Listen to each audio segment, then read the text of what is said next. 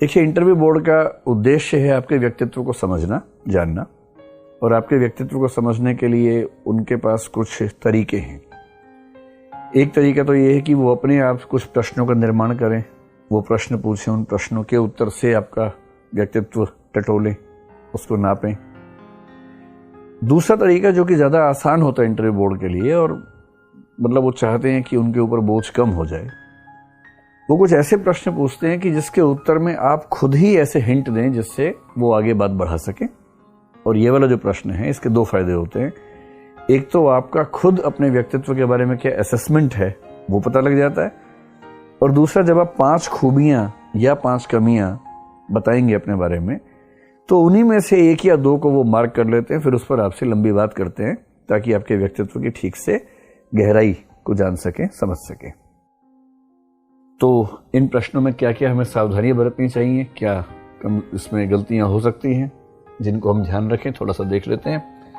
पहली बात हमने डिस्कस कर ली कि ये प्रश्न पूछे जाने की वजह क्या है। दूसरी बात कि इसको किस अप्रोच से हम टैकल करें इस प्रश्न को।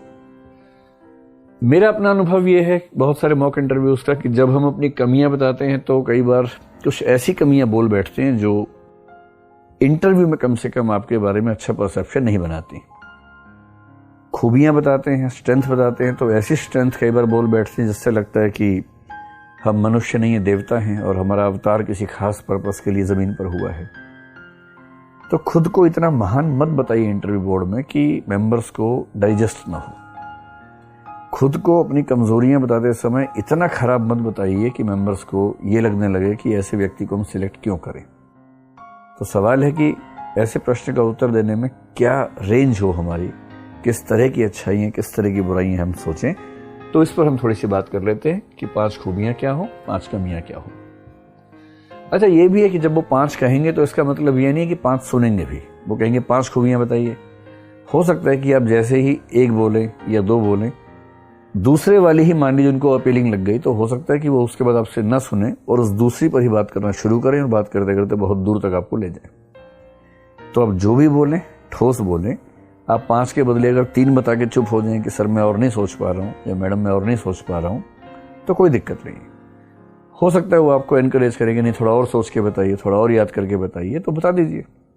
लेकिन अगर आप 2-3 भी ठीक से बताएंगे तो मान के चलिए कि बात उसी पर आगे बढ़ेगी, और इसमें उनको कोई आपत्ति नहीं होती कि आपने 5 नहीं बताई हैं, 3 ही बताई हैं। सबसे पहली बात, खूबियां बताते समय क्या ध्यान रखें। मैंने पहली बात आपसे ये कही कि ऐसी खूबी मत बताइए।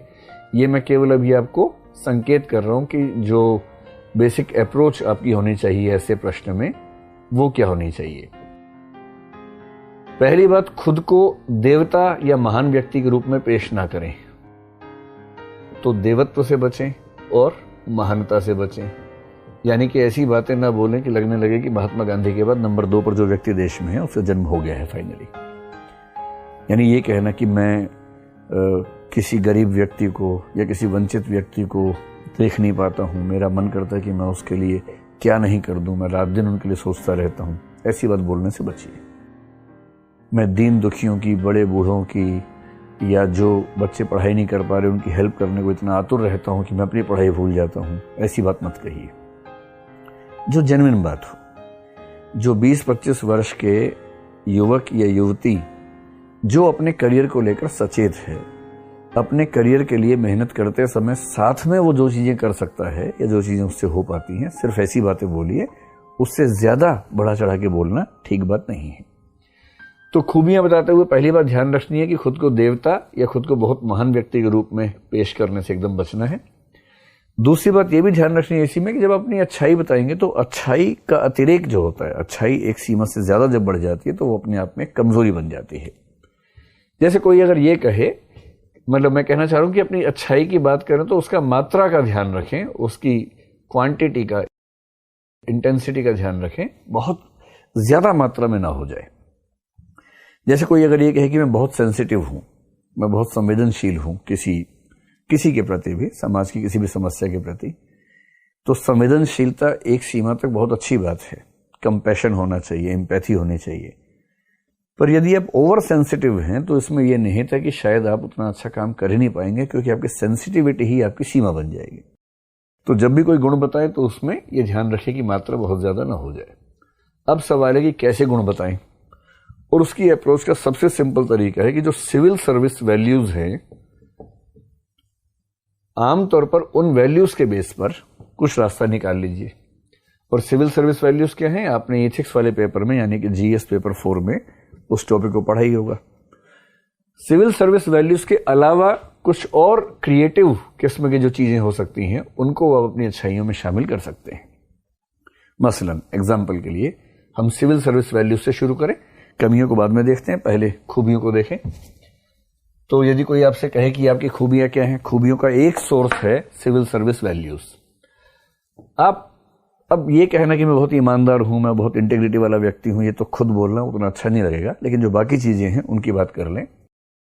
आप कह सकते हैं कि मेरे अंदर ऑब्जेक्टिविटी ठीक ठाक मात्रा में है या न्यूट्रलिटी ठीक ठाक मात्रा में है, ऐसी बात कह सकते हैं। इसका मतलब है कि मैं किसी भी विषय पर निर्णय करने से पहले तटस्थ होकर उसके सारे पक्षों को न्यूट्रल होकर समझ पाता हूं और उसके बाद जजमेंट करता हूं। मैं प्रभावित नहीं होता किसी इस वजह से कि कोई पक्ष मेरे नजदीक है, कोई पक्ष मेरे विपरीत है, मैं प्रभावित हो जाऊं। ये क्वालिटी है जिसको बोलते हैं नेचुरल जस्टिस वाली क्वालिटी, कि नेचुरल जस्टिस के प्रिंसिपल्स, जिसका जैसे कि एक प्रिंसिपल है कि बिना दोनों पक्षों को सुने फैसला नहीं करना चाहिए, या एक प्रिंसिपल ये है कि जो व्यक्ति किसी मामले में एक पार्टी है, एक पक्ष है, वह खुद उस मामले का जज नहीं होना चाहिए, और जज को न तो पार्टी होना चाहिए न ही किसी पार्टी से किसी भी तरीके से लाभ या हानि के मामले में जुड़े होना चाहिए। तो जो व्यक्ति तटस्थ होकर जजमेंट कर सकता है वो व्यक्ति सिविल सेवक बनने के लिए अच्छा है। ये एक सामान्य सी बात है। आप इसी बात को आगे जोड़ के बोल सकते हैं कि मेरी डिसीजन मेकिंग की जो एबिलिटी है वो अच्छी है। डिसीजन मेकिंग की एबिलिटी में दो ही चीजें होती हैं। पहली चीज होती है कि आप क्विक डिसीजन मेकिंग कर पाते हैं या नहीं। तो आप कहिए कि मैं डिसीजन मेकिंग में बहुत ज्यादा समय नहीं लेता हूं, मैं उपलब्ध समय में डिसीजन मेकिंग करने में सक्षम रहता हूं।